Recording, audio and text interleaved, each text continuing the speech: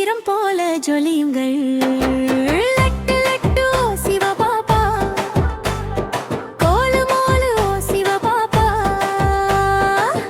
இனிமையும் அன்பும் நிறைந்த எங்கள் செல்லமான சிவபாபா. மகிழ்ச்சியின் துளிகள் பொழியட்டும், சந்தோஷம் மழையாக பொழியட்டும். கோலு கோலு சோன சோன,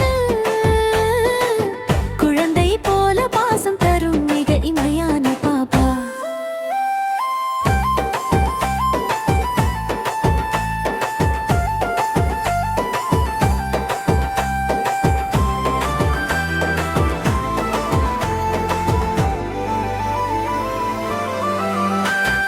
மேகம் போல் சிரிப்பு பொழியட்டும், மேகம் மழை பொழிவது போல சிரிப்பு எங்கும் பரவட்டும். தேவதையாக மாறிய போதும் சிரியுங்கள், தூய்மையான ஆத்மாவாக இருந்து எப்போதும் மகிழ்ச்சியுடன் இருங்கள்.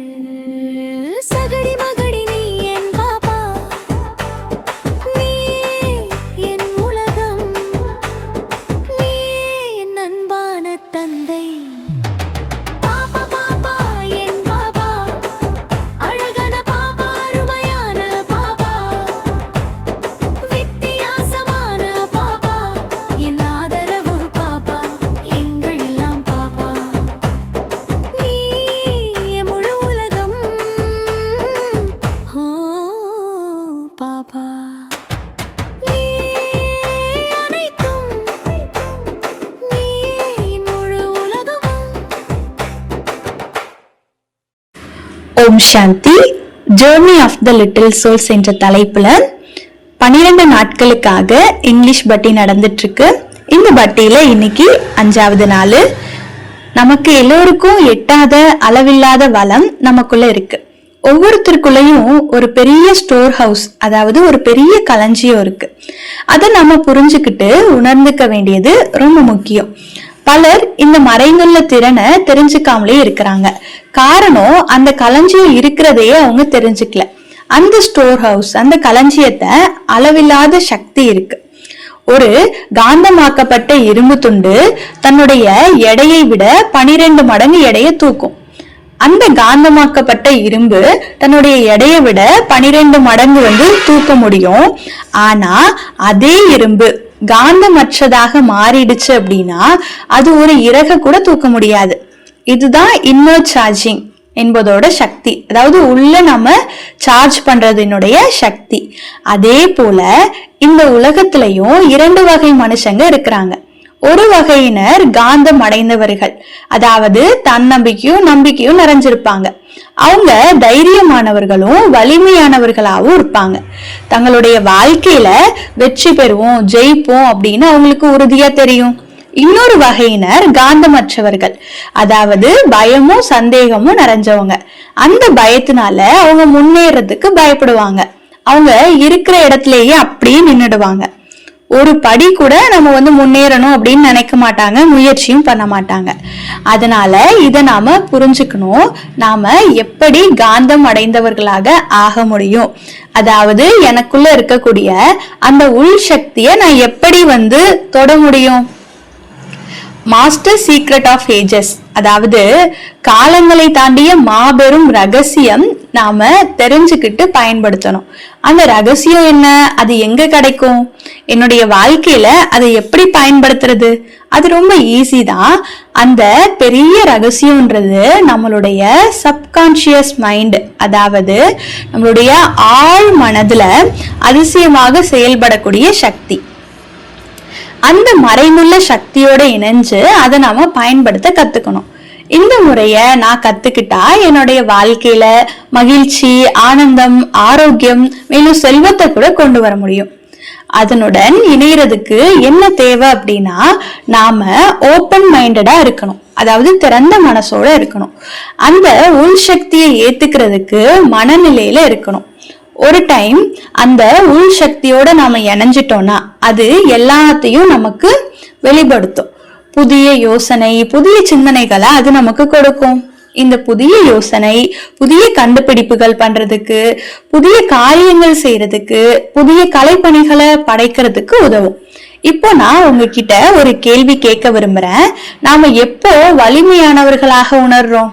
நம்மளுடைய உடல், அதாவது தசைகள் வலுவாக இருக்கும் போதா, இல்ல நம்மளுடைய மனசும் இதயமும் தைரியமாக இருக்கும் போதா? சரிதானே?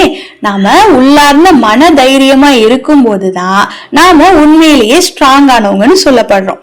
உண்மையான சக்தி நமக்குள்ளதான் இருக்கு, அது உடல் மட்டத்துல கிடையாது. நல்ல உண்மையான சக்தி உள்ள இருக்கு. அந்த சக்தி என்றால் என்ன? சக்தி அப்படின்னா கனமான எடைகளை தூக்கும் திறன் மட்டும் கிடையாது. உண்மையான சக்தி அப்படின்னா பயம் வந்தாலும் தைரியமா இருக்கணும், கோபம் வந்தால் அமைதியாக இருக்கணும், தேவைப்படும் போது உண்மையை பேசுறது, விழுந்த பிறகு திரும்ப திரும்ப முயற்சி பண்றது, இதுதான் நமக்குள்ள இருக்கக்கூடிய சக்தி. அப்படின்னா அத எப்படி பயன்படுத்துறது? அத எங்க நம்ம கண்டுபிடிக்கிறது, எப்படி பாக்குறது? நாம உயர்ந்த வலிமையான சிந்தனைகளை வளர்க்கும் போதுதான் இந்த உள் சக்தி உருவாகுது. நான் வேஸ்டான சிந்தனையை உருவாக்குறேன் அப்படின்னா அந்த நொடியிலிருந்து எனக்குள்ள இருக்கக்கூடிய இன்னர் சார்ஜ், அதாவது உள் சக்தி மற்றும் ஆற்றல் குறைய ஆரம்பிக்குது. பலமற்ற நிலையில இருக்கிறதுக்கான முக்கியமான காரணமே என்னுடைய தனித்துவத்தை உணராம இருக்கிறது.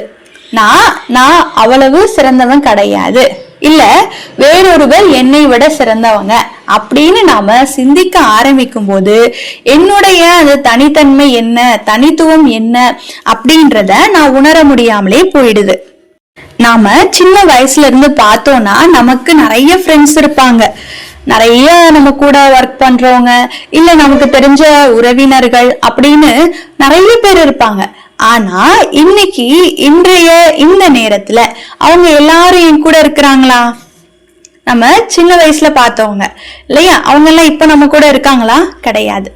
அதனால மனிதர்களும் சூழ்நிலைகளும் தற்காலிகமானது, பெர்மனன்ட் கிடையாது.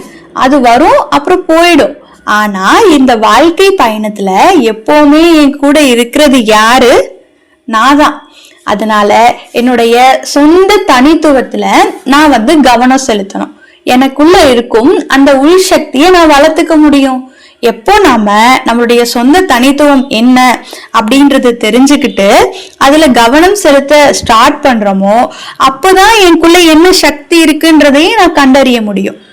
இந்த டெம்பரவரி மனிதர்களோட என்ன ஒப்பிடுறது அப்படின்னு அப்படி பார்க்கும்போது எப்பவுமே அது அர்த்தமே இல்லை. ஒரு குறிப்பிட்ட நேரத்துல ஒரு குறிப்பிட்ட நபர் என்னை விட சிறந்தவரா இருக்கலாம், என்னை விட அவங்க எல்லாமே தெரிந்தவர்களாக இருக்கலாம், உயர்ந்தவராக இருக்கலாம். ஆனா நம்ம முன்னாடி சொன்னது மாதிரி ஒவ்வொரு செயலுக்கும் ஒவ்வொருவருக்கும் தனித்தனியான அடையாளம் இருக்கும். எப்பவுமே நம்மள மத்தவங்களோட ஒப்பிடக்கூடாது. அவங்க இவ்வளவு படிச்சிருக்கிறாங்க, அவங்க இவ்வளவு தெரிஞ்சிருக்கிறாங்க, நமக்கு எதுவுமே தெரியல அப்படின்னு மத்தவங்க கூட நம்ம கம்பேர் பண்ண கூடாது. இப்போ ஒரு அழகான சுவாரஸ்யமான கதையை நான் உங்க கூட ஷேர் பண்ணிக்க விரும்புறேன். ஒரு டைம் ஒரு மொபைல் போன் டேபிள் மேல இருந்தது. அதோட பேட்டரி காலி ஆயிட்டே இருந்தது. 2% மட்டும் தான் இருந்தது. அப்போ அந்த போன் பேச ஆரம்பிக்குது. 2% தான் பேட்டரி இருக்கு, நான் ரொம்ப பலகீனமா இருக்கேன், மந்தமாயிட்டேன், எனக்கு தூக்கம் வருது, பசிக்கிற மாதிரியும் இருக்கு அப்படின்னு. அப்போ சார்ஜர் அமைதியா சொன்னது, டிராமா குயின், நீ இப்பவே உன்னோட நாடகத்தை ஸ்டார்ட் பண்ணிட்டியா, வா இப்பவே பிளக் பண்ண அப்படின்னு. அதுக்கு போன் சொல்லுச்சு, உனக்கு சொல்றதுக்கு ஈஸி, நீ ஃபுல்லா இருக்க, நான் காலியா இருக்கேன். அதுக்கு சார்ஜ் சொன்னது, காலியா இருக்கிறது அப்படின்றதுக்கு பொருள் நீ பயமற்றவன்னு கிடையாது, அதோட அர்த்தம் நீ திரும்ப சார்ஜ் ஆக தயாராக இருக்கிற. போன் திருப்பி சொல்லுது, சார்ஜ் ஆகணும்னு தெரியும், ஆனா எனக்கு தூக்கமா இருக்கு, மந்தமா இருக்கு, சோர்வா இருக்குன்னு. அதுக்கு சார்ஜ் சொல்லுது, இதுதான் உள் சக்தி, உள் சார்ஜ் நடக்க வேண்டிய கட்டம். அப்புறம் போன் பிளக் செய்யப்பட்டது, சார்ஜிங் தொடங்கியது. அப்பொழுது போன் சொன்னது, அவசரப்படாத, எனக்கு ரொம்ப சோர்வா இருக்கு. சார்ஜர் சொன்னது, அமைதியா இரு, சக்தி நீ கத்துறதுனால வராது, இணைப்புனாலதான் வரும். போன் சொல்லுது நான் உன்னோட இணைஞ்சிட்டேன், சார்ஜர் சொல்லுது இல்ல நீ என்னோட இணைக்கல, நீ மூல ஆதாரத்தோட இணைஞ்சிருக்கிற, அதாவது சோர்ஸ். இப்ப நான் வெறும் மீடியம் தான் அப்படின்னு சொல்லுது. பிறகு மெதுவா பேட்டரி உயருது, 2% இருந்து 10 ஆகுது, 10ல இருந்து 30 ஆகுது, 30ல இருந்து 60 ஃபுல் ஆயிடுது. போன் மகிழ்ச்சியோட சொல்லுது, ஓ இப்ப நானு சக்தி வாய்ந்தவனா இருக்கேன், இப்ப எனக்கு சக்தி கிடைச்சது, ரொம்ப சந்தோஷம் அப்படின்னு சொல்லுது. அப்ப சார்ஜ் சொல்லுது, பாரு அந்த திறன் உன்கிட்டதான் இருக்கு, நீ செஞ்சது ஒரே ஒரு விஷயம்தான், சிறிது நிறுத்தி மீண்டும் நீ இணைஞ்ச, இப்போ பேட்டரி ஃபுல்லா சார்ஜ் ஆயிடுச்சு. போன் ரொம்ப மகிழ்ச்சியோட சொல்லுச்சு, நான் ரொம்ப சக்தி வாய்ந்தவன், நான் மிகவும் சக்தி வாய்ந்தவன் அப்படின்னு சொல்லுது. சார்ஜர் சிரிச்சுக்கிட்டே சொல்லுச்சு, ஆமா ஆனா நினைவுல வச்சுக்கோ, உண்மையான சக்தி அப்படின்னா எப்போது பிளக் செய்ய வேணும் அப்படின்றத நாம தெரிஞ்சுக்கணும். உண்மையான சக்தி அப்படின்றது எப்போ வேலை செய்யறதுன்றது கிடையாது.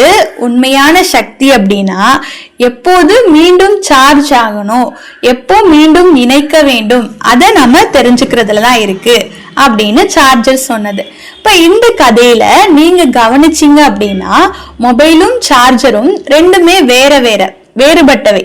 போனுக்கு பாடக்கூடிய திறமை இருக்கு, பேசக்கூடிய திறமை இருக்கு, ஒளிரக்கூடிய திறமை இருக்கு, மத்தவங்களுக்கு கூட இணையக்கூடிய திறன் இருக்கு. சார்ஜருக்கு ஆனா அது எதுவுமே இல்லை. ஆனா சார்ஜருக்கு உரிய ஒரு தனித்துவம் இருக்கு, அது போனை திரும்ப சார்ஜ் பண்ணக்கூடிய திறன் இருக்கு.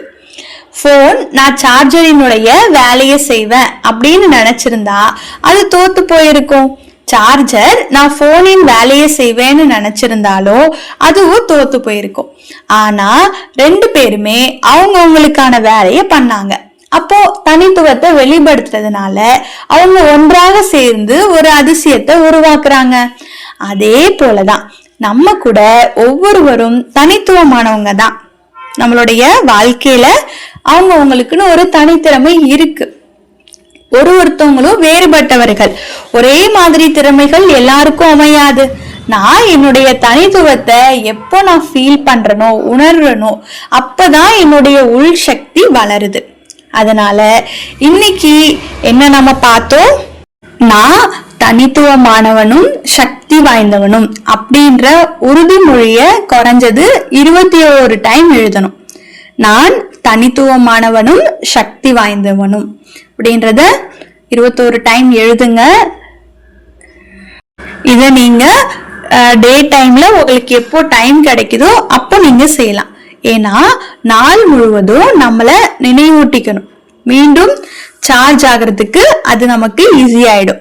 சில நேரத்துல நாம மந்தமா, போரிங்கா, சலிப்பாக, எதுலையுமே ஒரு இன்ட்ரெஸ்ட் இல்லாம உணரலாம். அப்போ இந்த பயிற்சிய நம்மளுடைய ஆத்மாவை உண்மையான மூலத்தோட திரும்ப இணைக்க உதவும்.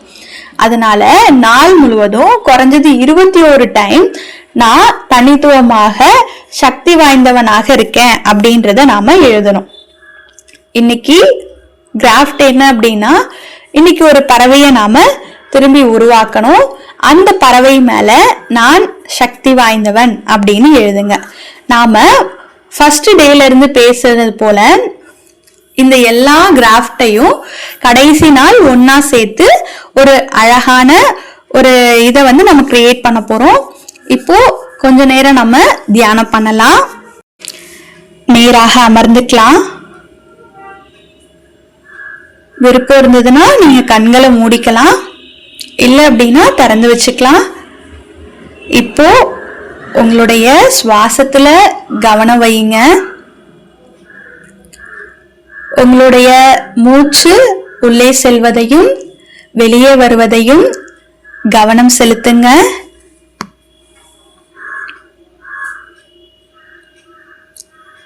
மூக்கின் வழியாக செல்லும் காற்றினுடைய அந்த ஓட்டத்தை கவனிங்க.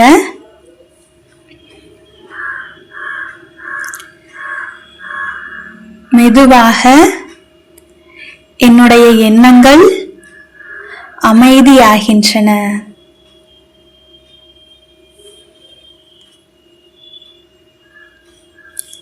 உள் சக்தியில் மெதுவாக கவனம் செலுத்துங்கள்.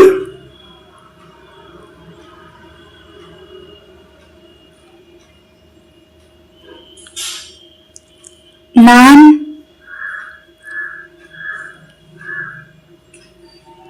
தனித்துவமான சக்திசாலியான ஆத்மா. எனக்கு ஒரு தனித்த பங்கு உள்ளது.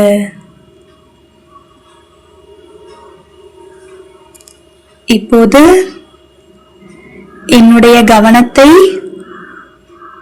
பரம சக்தியான பரமாத்மா சிவ பாபாவிடம் திருப்புகின்றேன். என்னுடைய மனம் வழியாக ஆத்ம உலகிற்கு பயணம் செய்கிறேன்.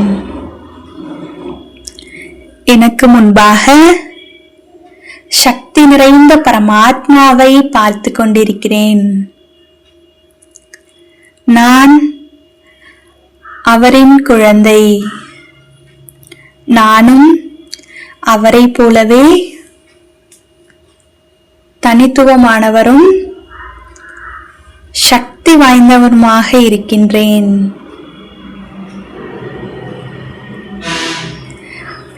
நான் என்னுடைய தந்தையுடன் இணைகின்றேன். பரமாத்மாவினுடைய அனைத்து சக்திகளும் எனக்குள் நிரப்பிக் கொள்கிறேன். என் தந்தையின் முன்பு இருக்கும் அந்த நொடியிலேயே நான் சக்தியால் நிரம்புகிறேன். இப்போது மெதுவாக இந்த உலகிற்கு திரும்பி என்னுடைய தந்தையின் நினைவையும் அந்த சக்தியையும் முழு பிரபஞ்சத்திற்கும் பரப்புகின்றேன். நான் எப்போதும் பரம சக்தியோடு இணைந்திருக்கின்றேன். சக்தி வாய்ந்த நினைவிலேயே இருக்கின்றேன். நாள் முழுவதும் நான் தனித்துவமான சக்தி வாய்ந்த ஆத்மா என்பதை நினைவில் வைத்திருப்பேன். நல்லது. ஓம் சாந்தி. ஓம் சாந்தி.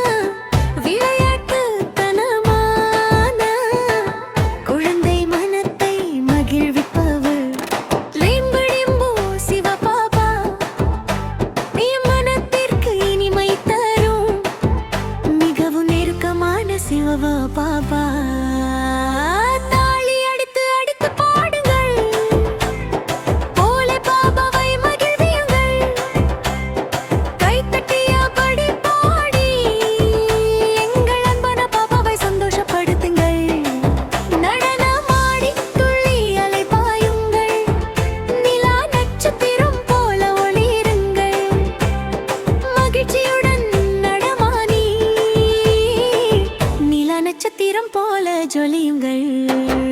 லட்டு லட்டு ஓ சிவபாபா, கோலு மோலு ஓ சிவபாபா, இனிமையும் அன்பும் நிறைந்த எங்கள் செல்லமான சிவபாபா. மகிழ்ச்சியின் துளிகள் பொழியட்டும், சந்தோஷம் மழையாக பொழியட்டும்.